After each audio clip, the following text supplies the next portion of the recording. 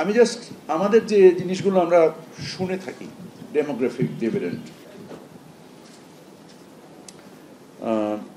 It is true, আমাদের যে demography আছে, this is one of the vibrant most demography in the world.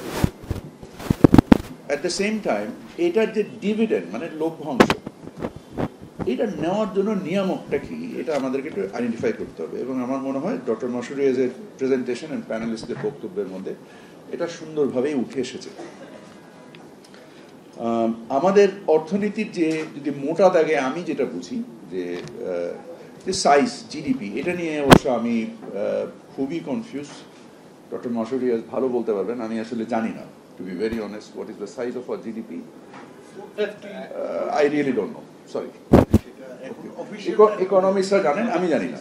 Official numbers আছে, but I have difficulties to work with those numbers.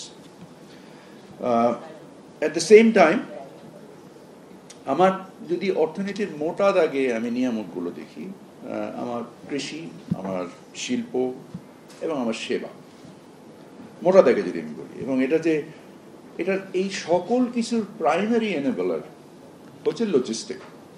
এটাকে সমন্বিতভাবে এটার একটা অন্যতম নিয়ামক হচ্ছে লজিস্টিক।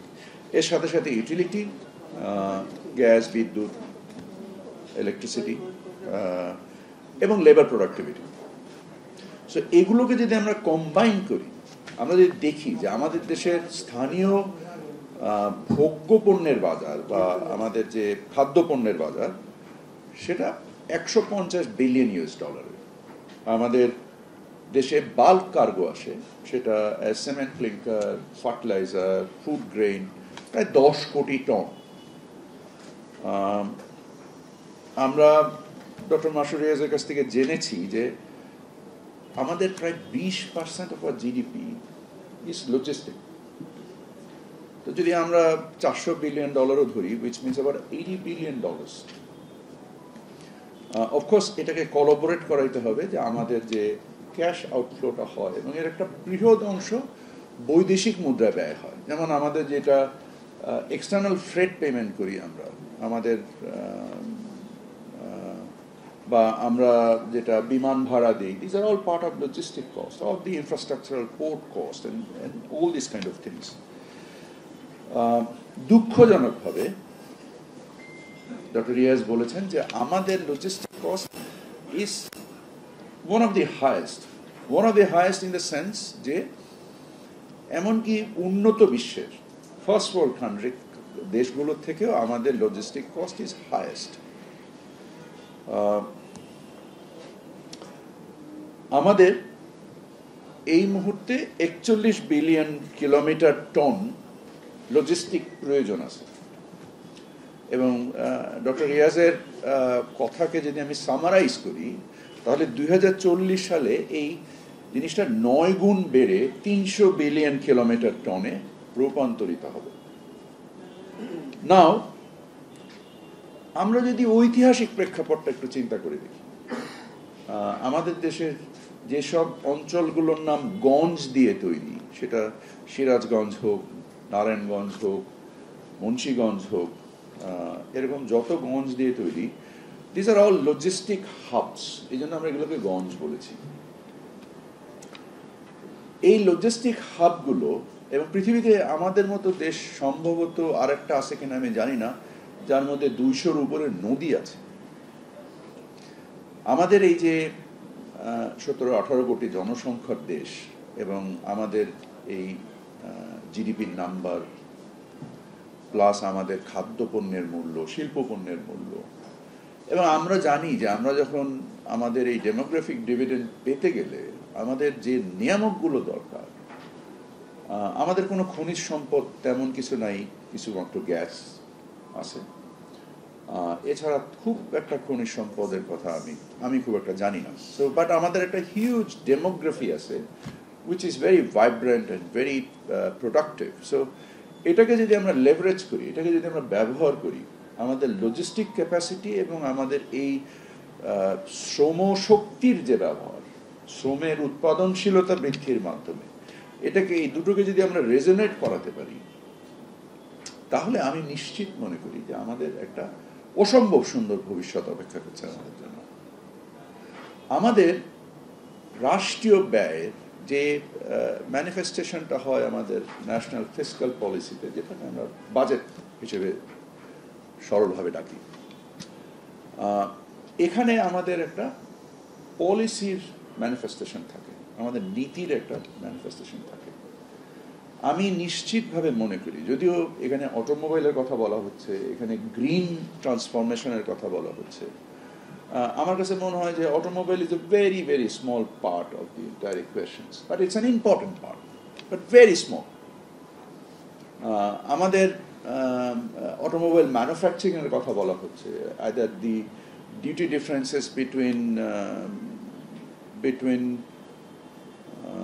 সিকেডি মানে কমপ্লিট নকডাউন ইউনিট এবং সিবিইউ কমপ্লিট বিল্ট ইউনিটের মধ্যে, এটা কি আমাদেরকে প্রগ্রেসিভ ম্যানুফ্যাকচারিংয়ের দিকে ধাবিত করছে, না এটা জাস্ট একটা, আমি দেখেছি অনেক জায়গায় যে জাস্ট গাড়ির বডিটা আলাদা নিয়ে এসে 4টা চাকা নাট বোল্ট লাগাই দিলাম, আমরা বলে ফেললাম যে আমরা গাড়ি বানাচ্ছি। এই ধরনের optics, it's kind of a fallacy to me. It's actually not taking us where we need to go. মানে ইংরেজিতে যে একটা সুন্দর প্রবাদ আছে যে what brought you here will not take you there, and what is there, that we need to define, that we need to clearly identify, এবং we need to have policy diversion, নীতির ডাইভার্সন করতে হবে। 16 বছরের যে অর্জিত criminalisation, এটার থেকে যদি আমাদেরকে ট্রান্সেন্ড করতে হয়, এটার থেকে যদি উত্তরণ করতে হয়, তাহলে আমাদের ক্লিয়ার পলিসি ডাইভার্সন করতে হবে। পলিসি ডাইভার্সন করতে গেলে আমাদেরকে কগনিজেন্ট হতে হবে, আমাদেরকে নিয়ামকগুলোকে সুনির্দিষ্টকরণ করে আমাদেরকে এগুলোকে নিয়ামক হিসেবে নিয়ে প্রয়োজনীয় নীতি গ্রহণ করতে হবে। কেন আমরা আমাদের বন্দর, গঞ্জ, নদীকে ব্যবহার করে এই 10 কোটি টনের, কেন এমনকি সবচেয়ে অনেকগুলো লো হ্যাঙ্গিং ফ্রুটস আছে আমাদের দেশের সমুদ্রগামী জাহাজ আছে মাত্র 101টা। $27 বিলিয়ন এই দেশ থেকে ফ্রেট পেমেন্ট করা হয়, আউটওয়ার্ড ফ্রেট। বাংলাদেশি জাহাজ মালিকরা মাত্র $1 বিলিয়ন ব্যবসা করে। Why it is not $5 billion in another 5 years? আমরা কেন নদী ভিত্তিক বিভিন্ন ধরনের গুদামজাতকরণ এবং সেখান থেকে আমরা গোড়দোড়ায় পৌঁছানোর জন্য, সেটা খাদ্যপণ্য হোক, সার হোক, অন্য মানে তেল হোক, যেটাই হোক, এটাকে পৌঁছানোর জন্য কেন আমরা, বা এমনকি এই যে আমরা লজিস্টিকের জন্য পাইপলাইন করেছি, gas pipeline is also part of the logistic. এটা যেন তেলের পাইপলাইন করা, যেন চিটং থেকে যে বন্দরে তেল আসে এটা ঢাকায় আসবে, এটা পাইপলাইন দিয়ে আসবে, এটা যেন কোনো গাড়ি লাগবে না, জাস্ট মোটরের একটা পাম্প করে নিয়ে আসবো। এই যে জিনিসগুলোকে সামগ্রিকভাবে বুঝে আমাদের খরচের উদ্বৃত্ত তৈরি করার জন্য বিনিয়োগ করা, বিকজ বিনিয়োগ is the only way forward.